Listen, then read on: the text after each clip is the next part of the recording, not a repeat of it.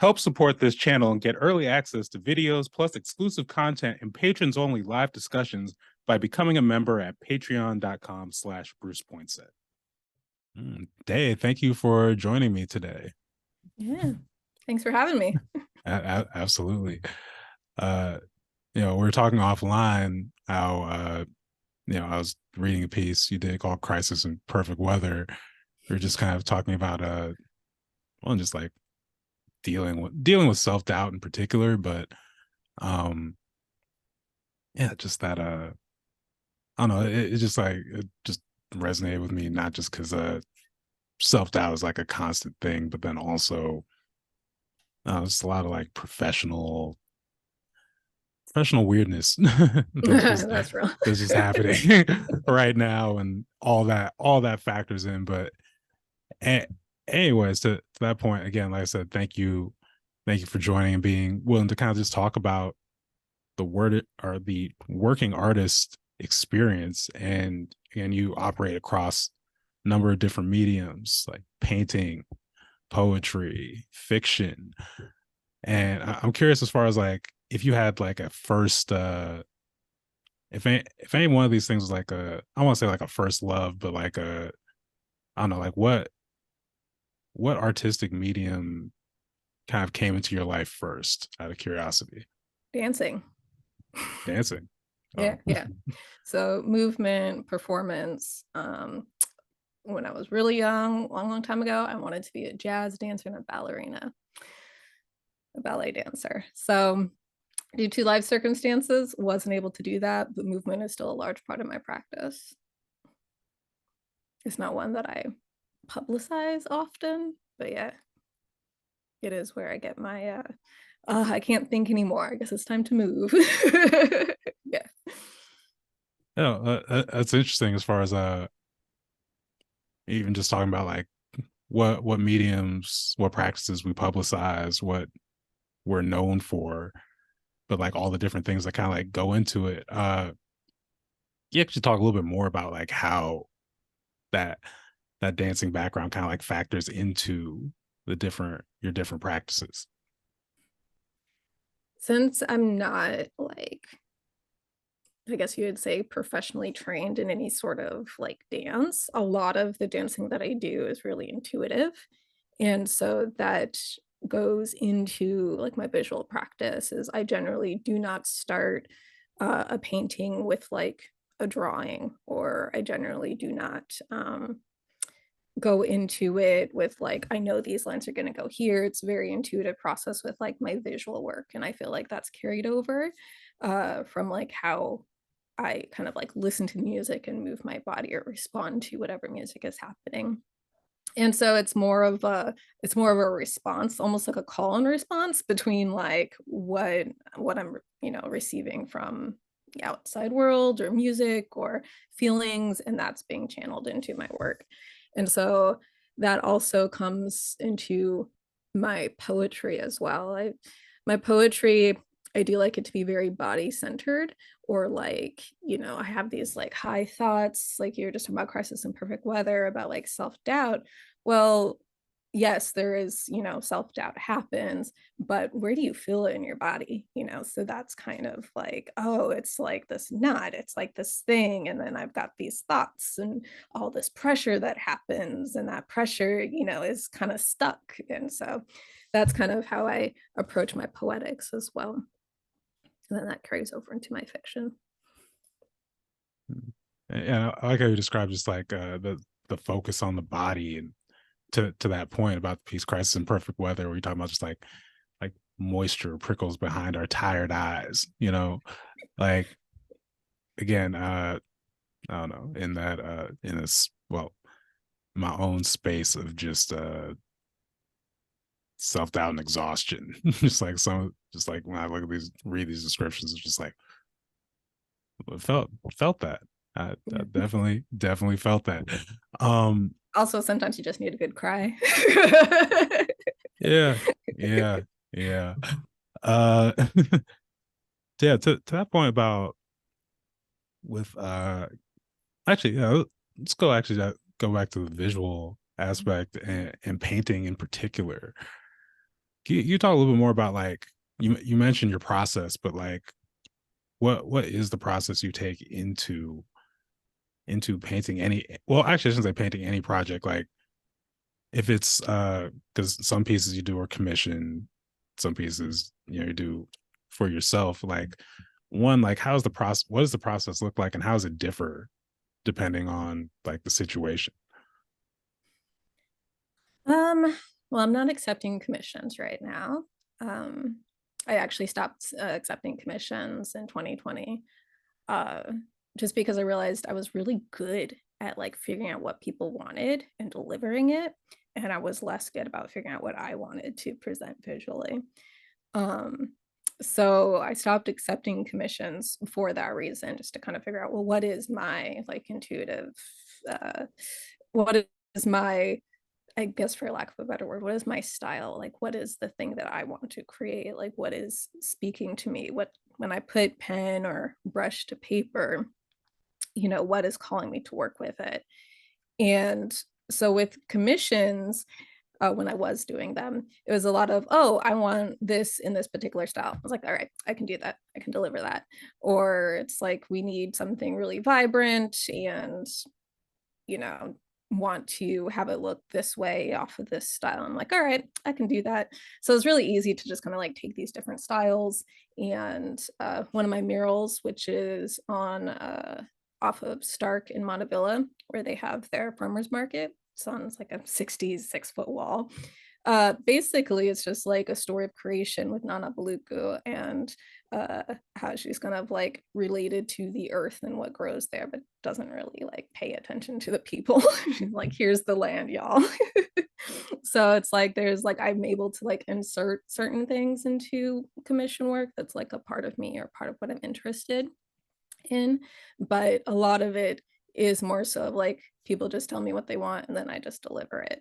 Whereas with like, painting for myself or doing drawings for myself, a lot of it's like a question of like, okay, where am I at right now? Like right now I'm working with watercolors and inks, uh, whereas I did enjoy, um, or I still do enjoy, but I don't do it right now, as oil paints and acrylics. I'm having a love-hate relationship with acrylics right now because they're plastic based. So yeah, it's kind of like what are the materials I need to create, and what is the visuals that are coming forth.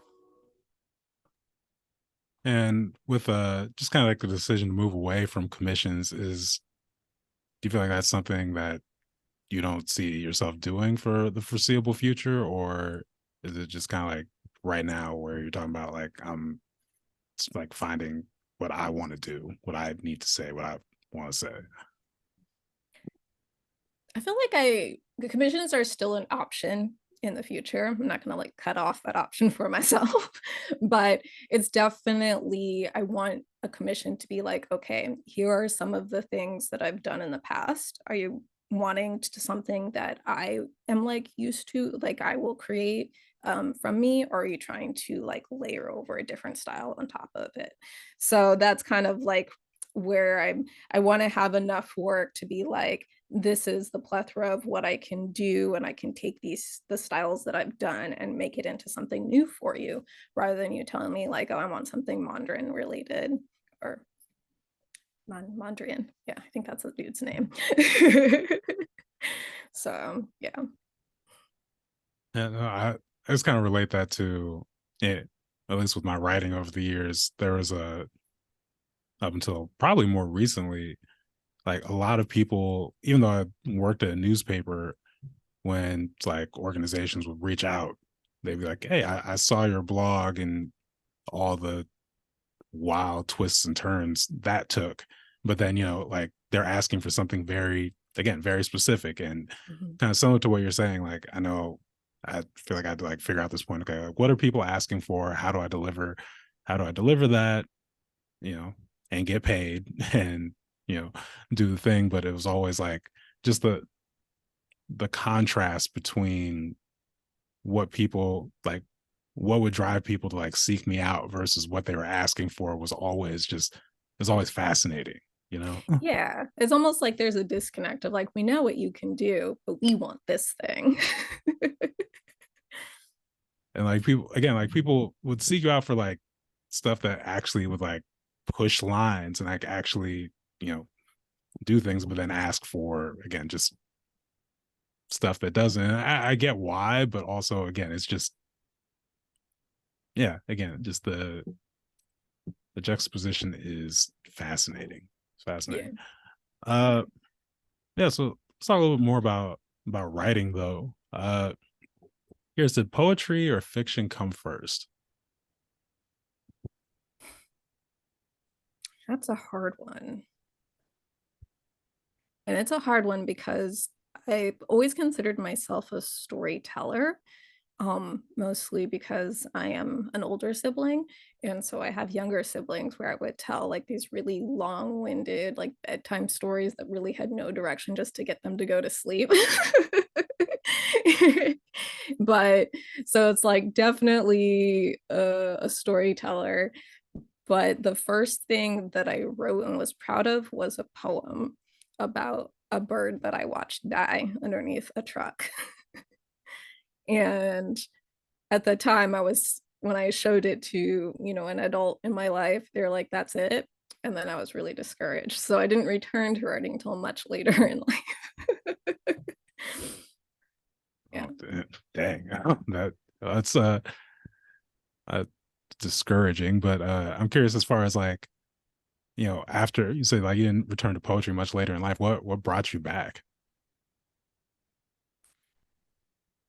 The fact that I did not want to create full narratives all the time. That's it.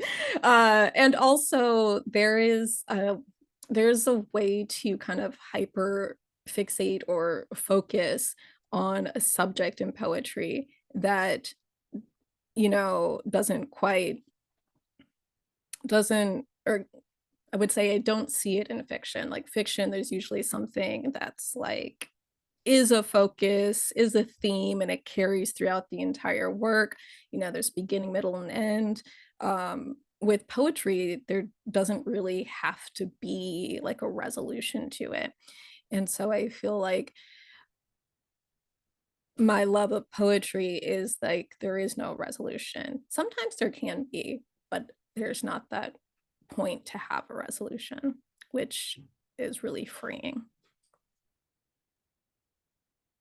Yeah, yeah. And you talk a little bit more about just with the writing process, like, and it's having between visual arts, between writing, like, where you be able to like ballpark just like how much you also teach, but like how much time you spend in terms of like in these different one just like creating different things, but then even between like creating, teaching, just all the different little pots that you know make up your whole it's like artistic existence. Like yeah, I feel like I rambled that one off, but yeah, if you could just like Yeah, I'm gonna have to ask you to repeat that yeah, all question. right. Yeah, no problem at all. No problem at all. Mind is everywhere.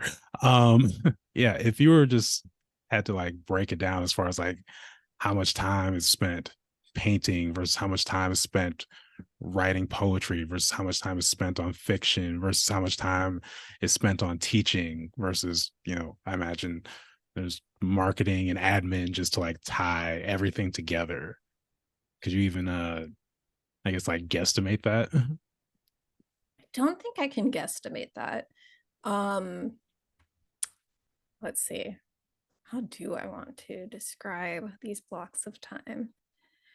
Um, I would say that it's not really time, it's just space and capacity for me. Um, this year has been a lot of dealing with my mental health and my physical health. So I've had a little bit of a less space and capacity than I've had in past years. So, and so with that, there's like, I consider poetry a sprint. So I'll maybe spend like couple hours writing a piece and then setting it aside. And then who knows, a few months later, I might come back to it and then, rework it or relook at it, see what parts of it need working on or shifting around. So poetry is like a sprint, every once in a while. Uh, Novel writing is a marathon. And visual art, my visual work is a relay. So that's my analogy. It's like for instance, with novel writing, I was a part of the Paraplus Fellowship for 2023 this year. And so I was paired with a mentor. Uh, it's a fellowship that's for BIPOC communities who may not have access to MFA programs or to writing mentors. And it's a great program, by the way. I really enjoyed my time there, and it's coming to a close. I'm so sad about that. But I was really able to ask some deep questions about the process from an author who is published, not just I'm getting ahead of myself, I need to kind of back it up and focus on this, but also just some real talk about you when you are, say, looking for an agent or thinking about publishing, you really got to approach it like a job. You got to set aside time to make lists. You got to set aside the time to work through a paragraph. So that's what I mean by space and capacity, right? It's like I may not have capacity to actually write on my novel, but I do have capacity to scroll through a database and maybe write down some names that sound interesting. So it's kind of like that shift in knowing or figuring out what day it is today. And I also notice too with myself is when I'm putting a pause on writing, I tend to get inspiration for my visual work. So I'll do a little bit on a visual piece, I'll set it down, I'll come back to it, and I'll set it down, I'll come back to it within the space that I'm not writing. So it's kind of just yeah, it's what is my mind capable of doing? And not only what is my mind capable of doing, what is my body capable of doing, and what needs to be done. So I've recently started working with a financial planner to help me budget, because while doing taxes and everything, I'm very very careful about doing taxes for my business side. My personal finances are kind of in disarray, so I needed some help kind of understanding where is my money going, what am I doing with it, how much do I actually need in a month, where can I cut some things. And thankfully the person that I'm working with is very familiar with working with creatives and understands one day I might need to, or 1 month, I might need to pay for my website. Well, the next month it may be totally different, or the amount of income that I'm getting in is going to be different and varying each month, depending on the contracts or the work that I have coming in each month. So it's definitely a sense of I put it off for as long as possible, doing my expenses and income reports for a meeting that I have with my financial planner until the week of. So it's I tried not to think about, the amount that I was spending until I absolutely had to. Yeah. I mean that again, that business side is so important. And a lot of people, I've heard a lot of stories as far as just differing in terms of people in the process of finding an agent. But yeah, can you just talk a little, you talk about going through databases and all that, but can you talk about that process? And I know there's no standard time or, you know, way it goes for anyone, but what what has that been for you? Uh, for me, I hate databases. So it's been it's just a lot of information that I sometimes have problems, it kind of all gets blurred. It's I can't really differentiate what is the difference in all these people that I'm seeing.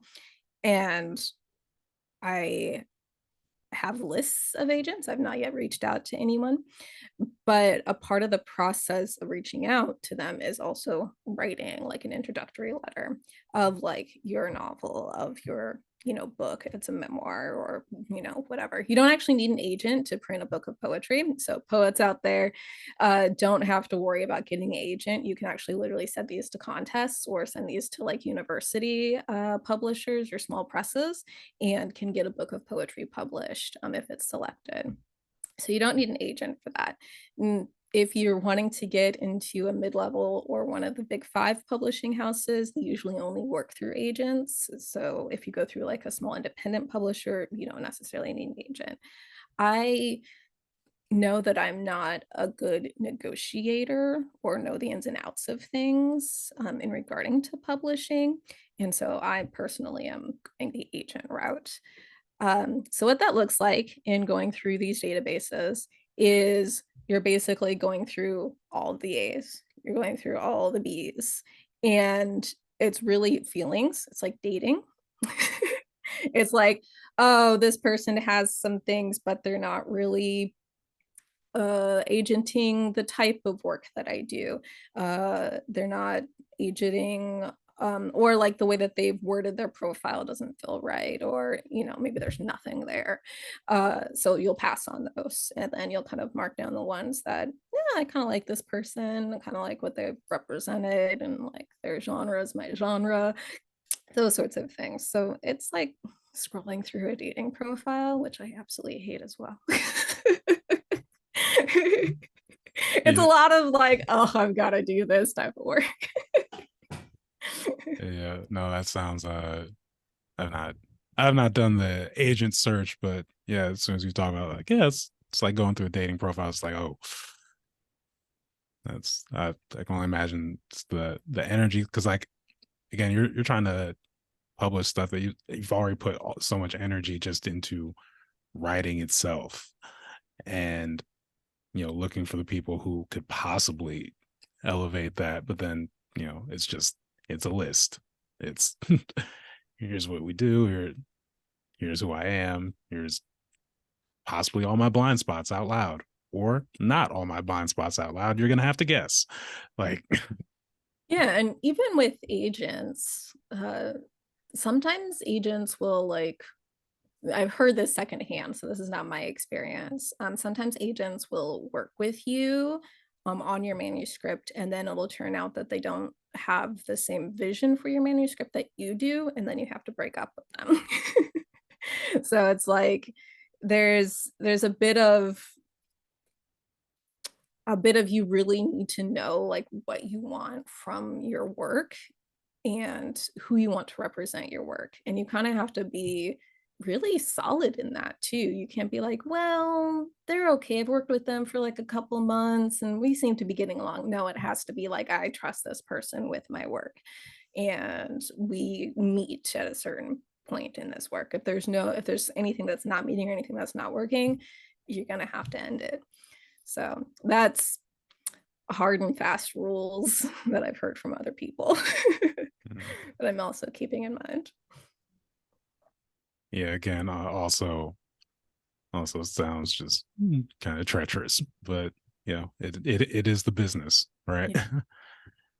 um Kind of on that on the business end, actually I'm curious, like, because you mentioned just kind of in getting around having to find an agent for especially like publishing poetry, like, is that similar then to how you approach just like looking for those universities or like journals for just again getting poems published, whether it's in like a journal or something to that degree, or does that differ in a way? That does differ. And so in that way, poetry and short form fiction or essays are really similar in publishing through journals or uh, say online. The word is escaping me. Uh, that thing that companies put together and publish online. There's a word for it and I can't think of it. magazines, blogs, Yeah, a bit like a magazine, but it's kind of like you know, what is it, the New Yorker, those sorts of things. So is that a magazine? I I think it's a I magazine. only ever look at the New Yorker online, so maybe they're online magazines, Yeah, yeah, I think online journals, I feel literary journals. Okay, there thank we you. go. We got there. We We got got there there. eventually. You know, there's so many different terms for things that sometimes they kind of get mixed up in my mind. Um, so yeah, so things like literary journals, poetry journals, poetry contests, short form contests, you know, first 5 pages contest if you have a longer work, all of those particular online entries usually, one, come with a fee, and two, you need to find like the publications, online publications, that's another word, that match what you are doing. So you definitely don't want to like write something to match a literary journal. You want to write it first and then see like who kind of is close to what you're doing. And that doesn't need an agent. You can just do that, you know, on a Sunday afternoon. Look up some of the many options out there. Some of them, not all of them, do have fees, which means that you also need to budget for that. Some of the fees can be like $5. Some of them can be waived if you email them. Some of them are free. Most all of them, when you send it to the editor, you need to include an email of like, this is who I am, this is the poetry and the themes that I'm doing, this is my short bio. Like a 3-sentence like introductory email or 4-sentence introductory email when you send these items to the online publications or literary journals. And so that's in it, that in itself is like a part of the work too, is you're basically creating like a cover letter for your poems in a very succinct way. So that way, because remember, these editors and these readers are getting thousands of these in a year. So it's basically just kind of, you can't be poetic in your cover email. You got to be like, this is what I'm doing, this is, you know, take a look at it, let me know. Generally, some of the submission guidelines, always follow the submission guidelines, are very clear. Like if you don't hear from us in like 90 days, it's a no. Some of them are like, you know, reach out again if we haven't contacted you or anything like that, and you've got to just send multiples and get used to all the no's. And you like, even when you're just like looking for places, is it basically just like obviously there's some level of like looking for fit, but like in terms of like location, like I imagine you're not just pitching obviously like in like Oregon or even the Pacific Northwest, but probably all over. But do you like look at like international publications as well, or like how wide do you cast the net? I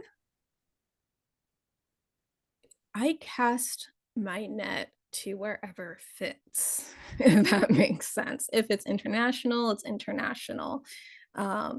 If it's, you know, across, like if the base is across the United States, you know, that's fine too. Um, a lot of the online publications will say, you know, we only publish in English, or we only publish from these demographics. Um, so I kind of feel for international writers in that way, especially if English is not their first language. Some of like the big name things in the literary world are English based. And so if they're trying to publish anything in their language, they'll have to do it much more locally than internationally, which, yeah, I have feelings and thoughts about that, about the supremacy of English. Thanks, colonialism. Yeah, Yeah. I got off track as I started thinking about that. What was the question again? Oh, no worries. Yeah, colonialism, white supremacy, that it will do Mhm. that. No, I was just asking about like how far, like when you're just going into thinking like, where am I gonna pitch my poetry? Like how wide you cast a net, or like what goes behind, I guess, how Okay. wide you cast a net. Yeah. Uh, Cast it as wide as you want. I personally, uh, just sometimes I'll submit things to like a well-known thing like the New Yorker or poetry or Paris Review. Sometimes I'll just like, I might not get it, but let me just send it out anyways. It's okay to like hit high, and if it's a no, it's a no. You just, keep going. It's not like there's a limit to how many times you can submit things. It's just like each time you submit it, you want to submit it within their guidelines, and then also you want to submit it new pieces each time. So you don't want to just be sending the same things over and over again to the same publications. Um, 2001 and 2022 was a really hard year for me. I sent out so many submissions for both short form and for poetry and did not get a single publication. In fact, this year is the first time that I've got anything published in a literary magazine or a literary publication.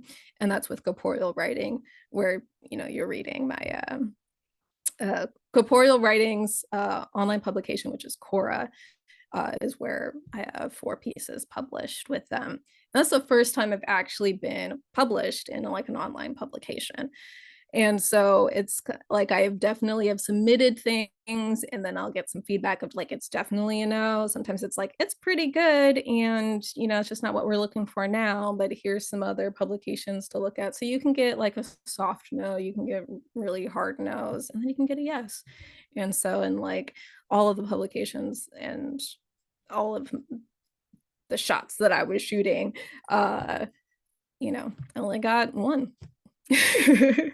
So it's really, you just really got to be persistent. Well, yeah, to that point, because as you've kind of like alluded to, rejection is part of the business. Like I said, like people are sending, editors are getting thousands, however many submissions for any particular, call. So like, but still, as the artist, it's still rejection, right? Like, so have you like built any, I guess, like systems or practices for just dealing with the rejection that comes with this? How would I say this? So I'm a big old softie and I hate rejections. Um, but there is a point where I realize that a rejection, for me, a rejection is not just a no. It means that it's just not right for that time. And that helped me, like that reframing of like rejection or a no is just like, okay, so this particular publication is just saying no right now. My piece isn't right now. That's fine. Like I can send it somewhere else. So, or keep working on it if I wanted to. So yeah, it's just a lot of people say, you have to develop a thick skin, and yes, you do. Um, I do think that there is something to be said about submitting in quantity. So, you spent your time writing and you have these short stories and you're doing, the work, and then you have this collection. You don't want to send out all, say you have 10 pieces of poetry. You don't want to send out all 10 pieces of poetry right away. Maybe you want to break that down. Like, I'm going to send 3 here. I'm going to send 4 there. I'm going to send however many is left from math. I think it's 3 to another place. And then you want to break it up into months, right? So it's like, okay, at the beginning of the year, I'm going to send these 3 out. Summertime, I'm going to send these out. Fall, winter, I'm going to send these out. So that way, you're breaking it up, and the responses that you get will also be broken up, so it's not so devastating. Because if you get no's from the beginning of the year, you're like, well, I've got more ready to go out, and see what happens. And yeah, your initial rejections are going to be pretty devastating, but as long as you keep doing the work and tweaking your cover emails and If you have an in where you know the editor and the editor's like, send me your work, send it to that editor. Be like, remember when we met? Like, definitely use all those tricks because that will allow you to be published. You have that personal connection to someone. So don't feel bad about, having an in somewhere. Use it to your advantage. I think that's particularly helpful.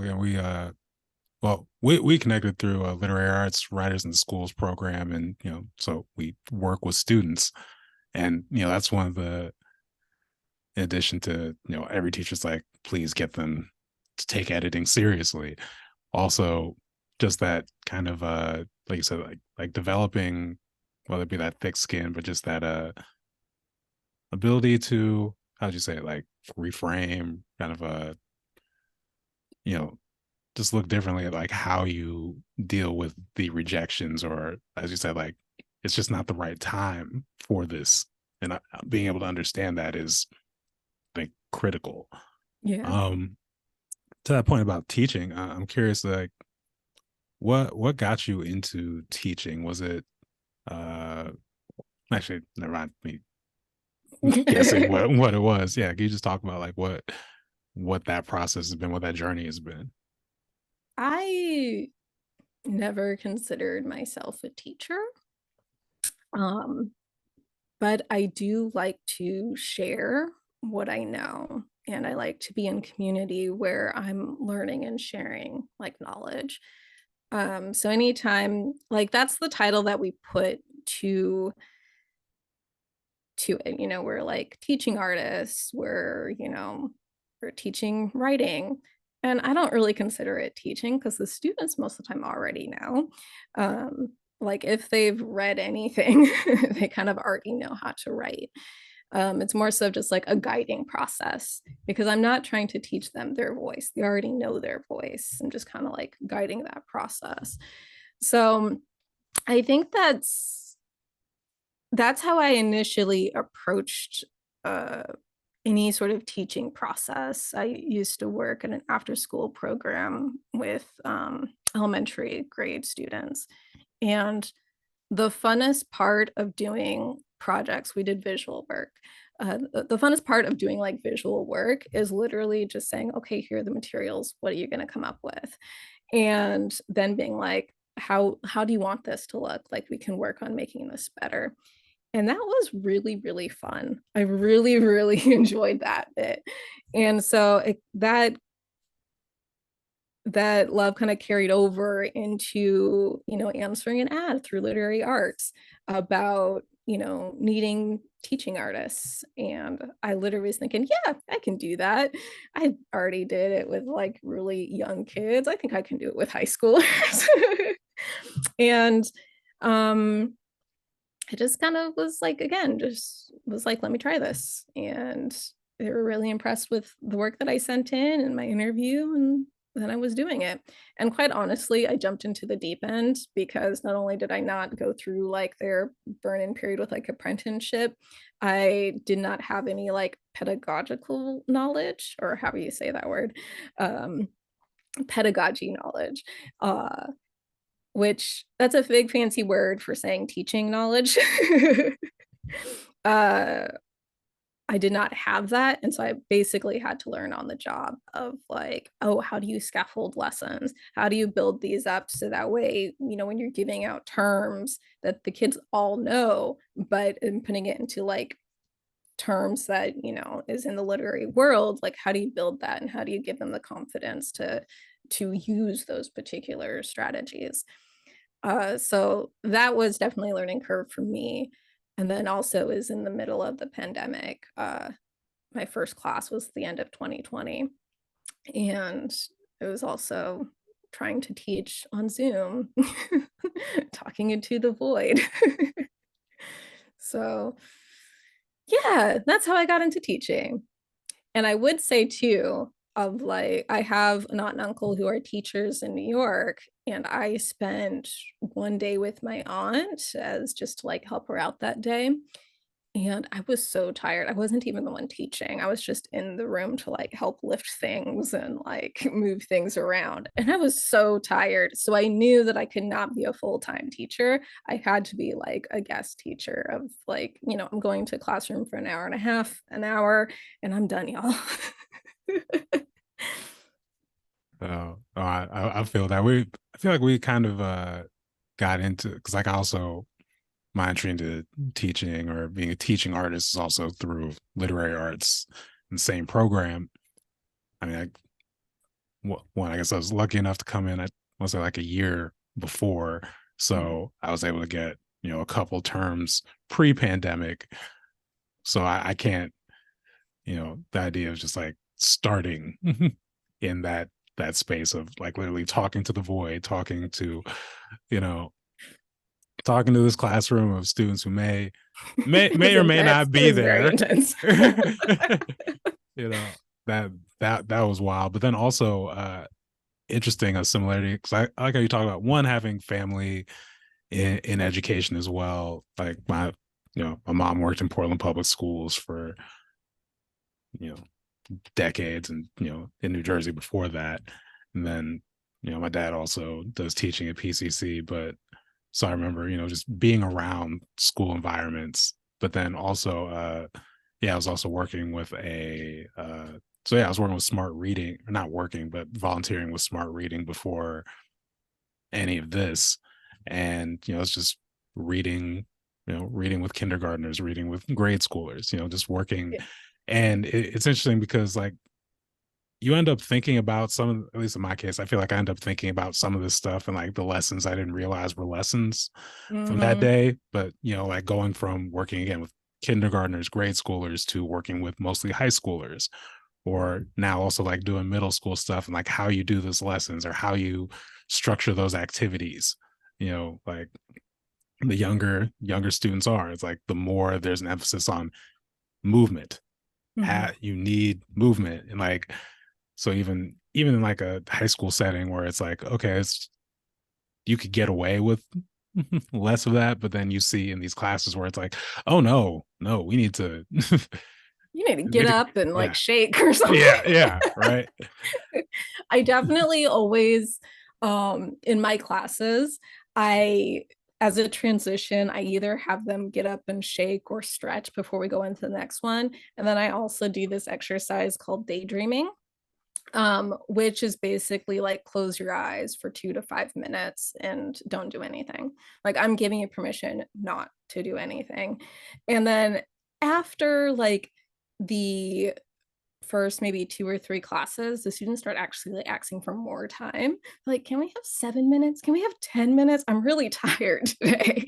And so it's very interesting to see like what a break for like your brain thinking, or what it is to like get up out of your seat and actually move or do something other than, writing or however you're doing it. It's like that's really important. We forget about, as a person, as a writer, I can forget about my body, especially if I get into the flow. Yeah, and I'm curious now, having some of these like years under your belt and still doing so like online classes, if you're able, do you find a way to kind of like incorporate that in those spaces? Because it's still like it's not, I imagine at least it's not, pandemic third period, you know, the void type thing. But and like in a lot of those cases now it's kind of more like people actually sign up for it. But yeah, in terms of being able to translate that energy to teaching on Zoom or something like that, have you yeah, I don't know, are there any like techniques or anything you've kind of picked up over the years? Just keep it basic. Just be like, all right, 5 minutes. I need to get a drink of water and listen to my body. So I'm going to take a bio break. And then you just let people do whatever they need to do during that time.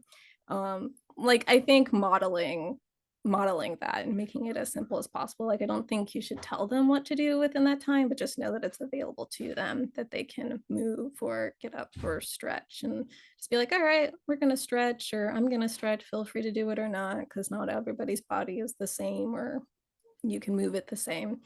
So yeah, I think just keeping it simple and then just building it in as far as into lessons where if you have an agenda, make sure that that is noted. Like halfway through, we're going to take this break.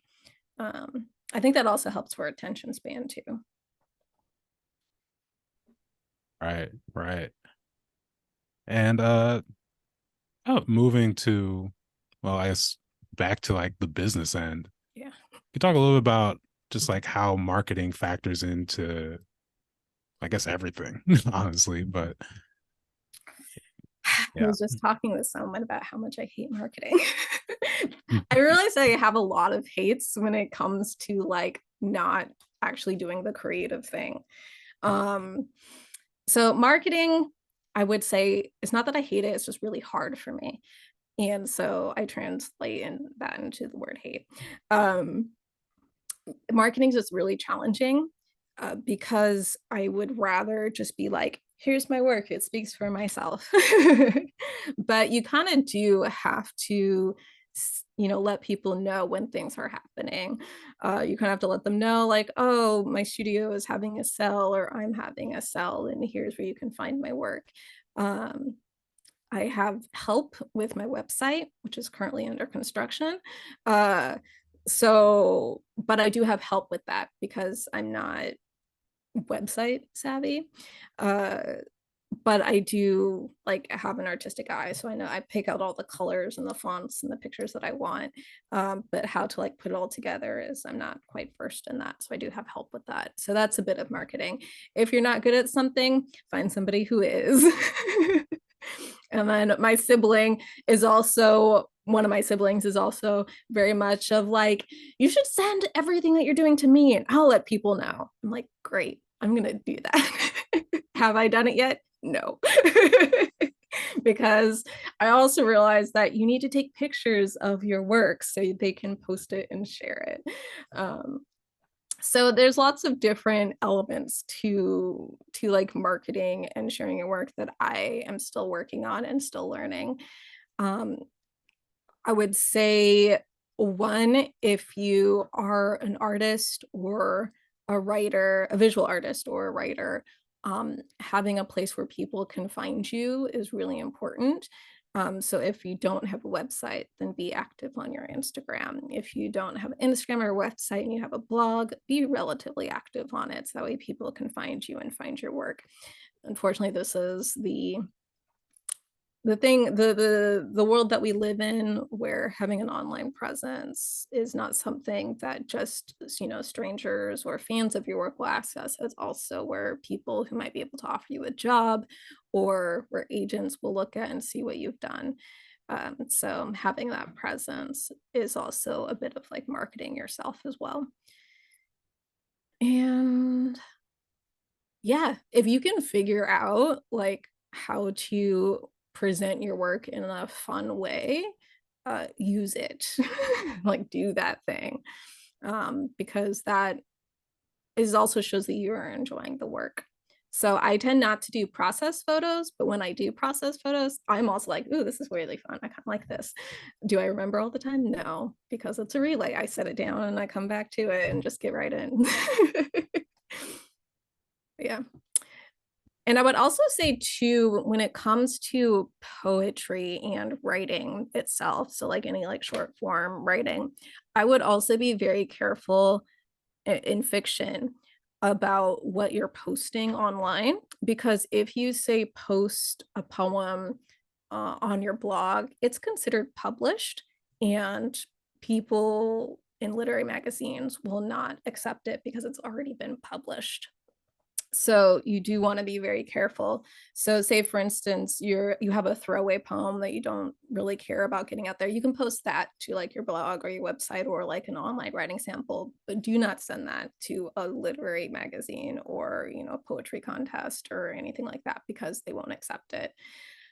So yeah, you also want to be careful about how you do your marketing when it comes to writing.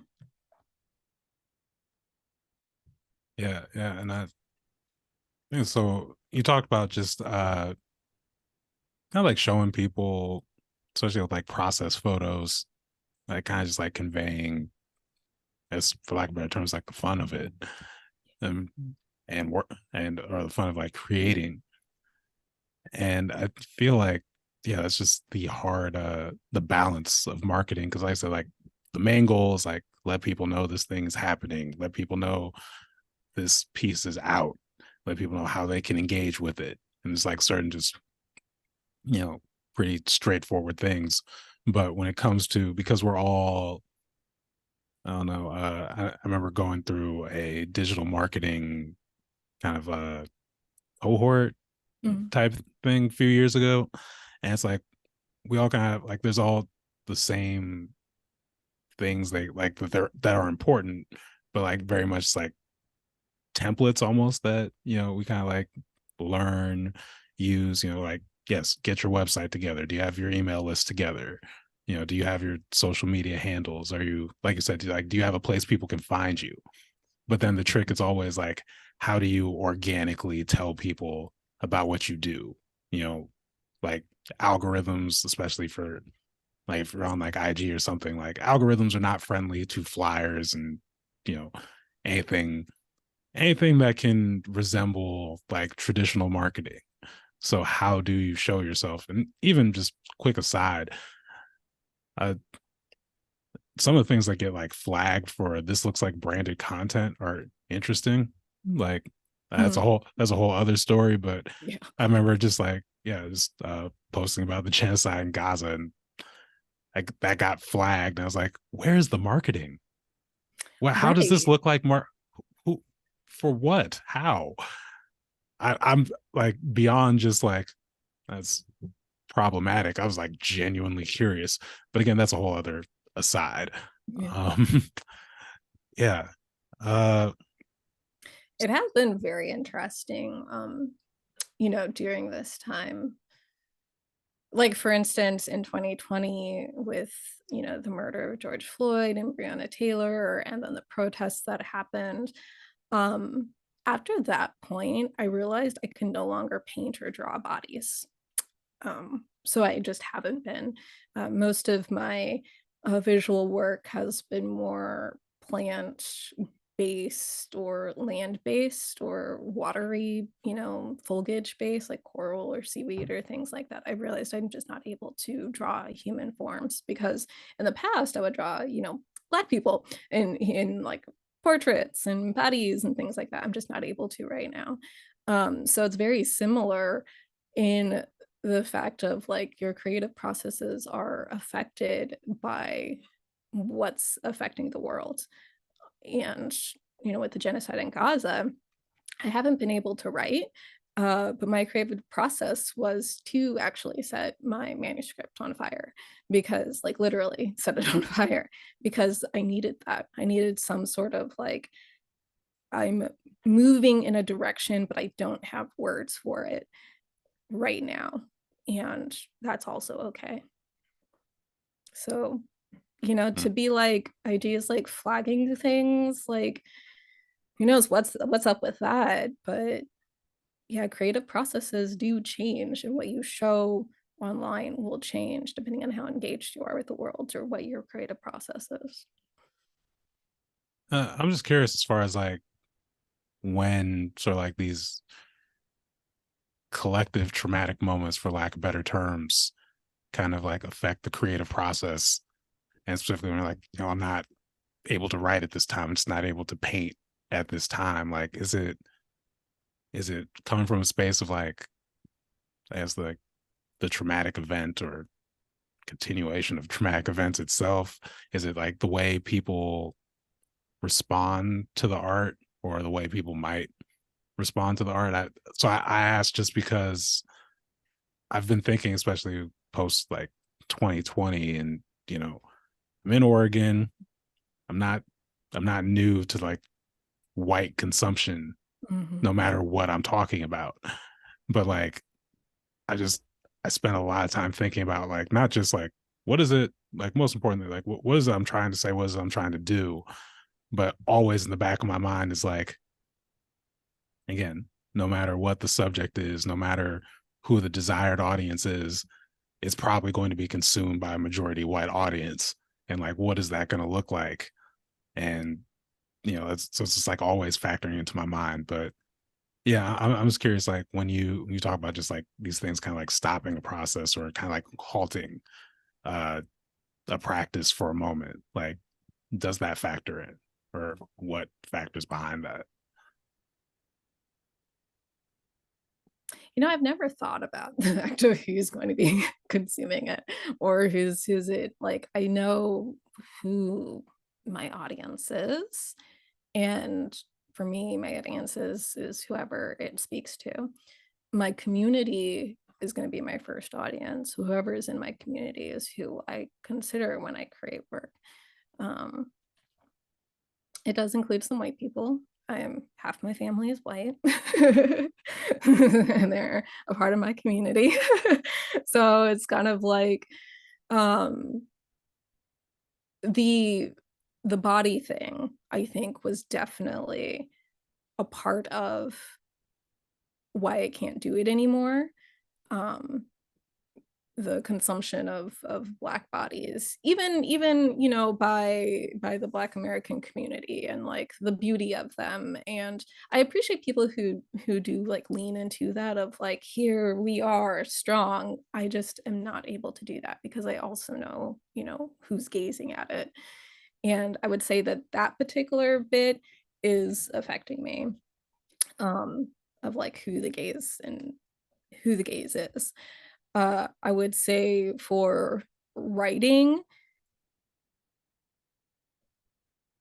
it's once again, it's a marathon and I just need to take a breather.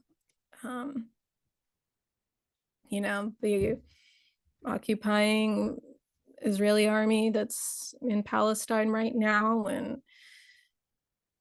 you know, doing activism work calling for a ceasefire and land back and all of that, it does take up space and it does take up energy to, you know, send emails, to call, to actually send letters through the mail to representatives. And so the for me, the writing is taking a back seat. Am I still painting? Am I still doing visual work? Yes. Am I still doing movement? Yes. So it comes and goes in waves depending on what my capacity is.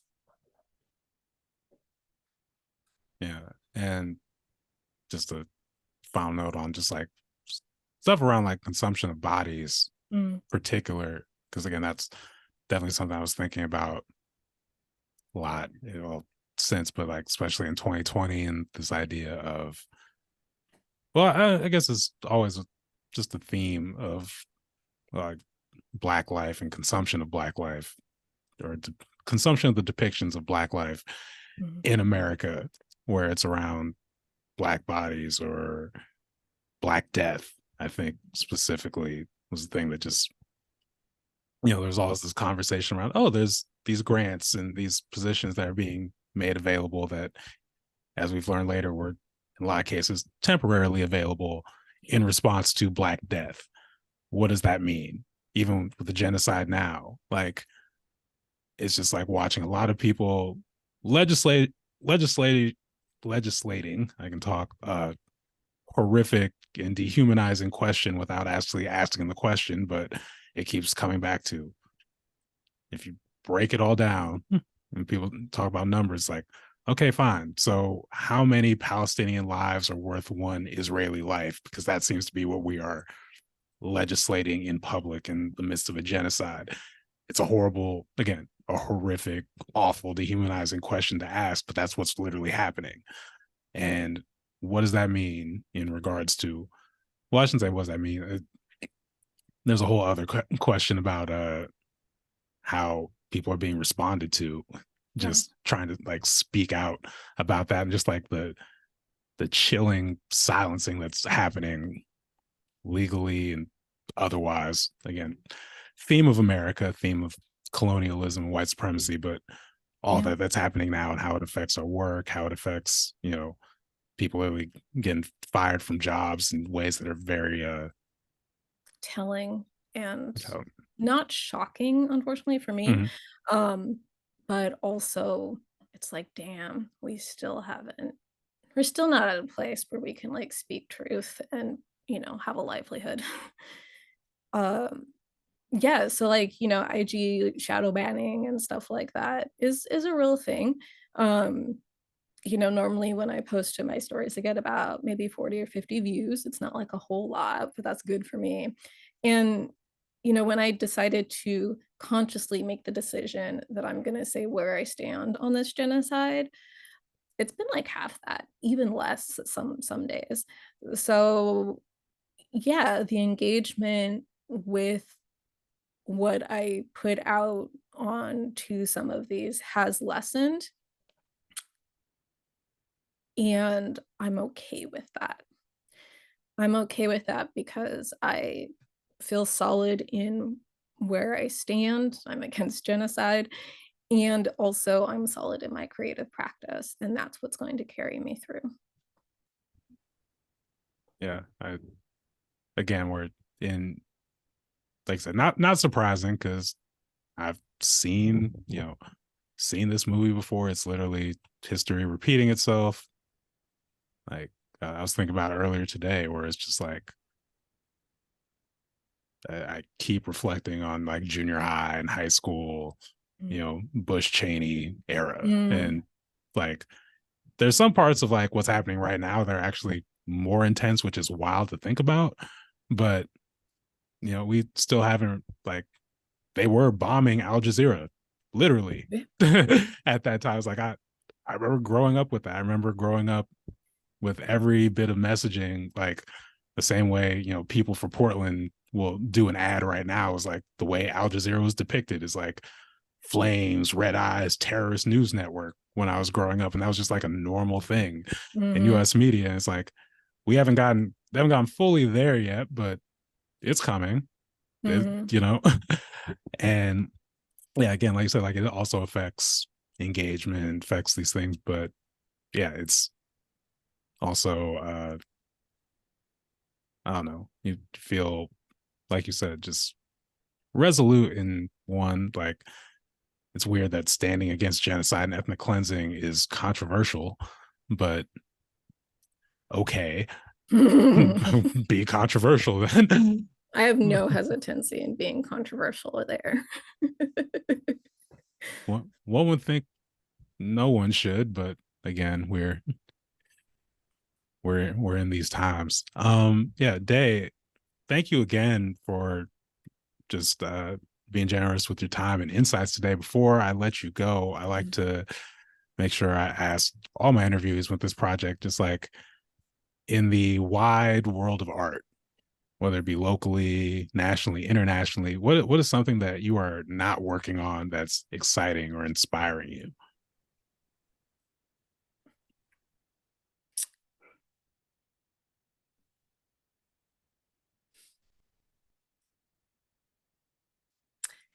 That's difficult to say. Um, okay, so actually, I'll just list an interest. I'll just not list, but I'll say an interest that has been rekindled within the last year, and that is that of tabletop RPGs or tabletop role playing games. Familiar with Dungeons and Dragons or Kids on Bikes or any of those? I was into it way back when in my mid 20s, and I stopped because my table turned very male and very white. But lately there's been more diversity in like podcasting things, and so yeah, that's been an inspiration to listen to storytelling and people talking about this very geeky thing that's involving storytelling in different worlds, and how you can give allegories to things in a fantasy imagination based place or thing, and then you just throw dice, and dice are fun. So so that's been something I've been taking inspiration from lately, and trying to um bring play and fun back into my life has been really important. So yeah. Nice, nice, and yeah, uh, something again, just something I think about as far as like how to find that player playfulness in the midst of everything. Like, I mean, literally just in this last like 3 minutes, transition from genocide to play, you know. Life. Uh, well, I strongly believe that we can hold both things. We can hold the reality and the heaviness that is genocide, and we can also hold playfulness and joy. I believe that we have the capacity to hold both. Because when you don't, that's when things get really fucking hard. Am I allowed to cuss? Yeah. Sorry. No, you. It's the only time I've done it, but you know, I'll end on Go that. ahead. We can speak. We can speak freely here, but Cool. yeah, in the random event that I would need to edit this for something, good to know that I can timestamp it for the very end. Look, it's one word at the end, but we're good. So yeah, no, you can curse. You can curse. Yeah. I didn't used to believe that, feeling joy and enjoying life could also be had when things are really hard, or when a genocide is happening, or if you're in a deep depression or wherever you are. um but that's the beautiful thing about life, is it is so expansive. And my creative practice and my creative work is the learning process and the practice of engaging with really hard conversations and also having fun. Awesome. Well, yeah, thank you, Dave. Thank you again for taking the time this afternoon, and again, just being so generous with your insights and just candidness about process. Um, yeah. I know it was mostly based on work, but I know that you had lots of questions about work, but I'm more excited to talk about process in case you hadn't noticed. Well, But thank you so much for having me. to be fair, process is definitely a big part of this series, so I appreciate it. And yeah, thank you again. Enjoy the rest of your day. Yeah, you too.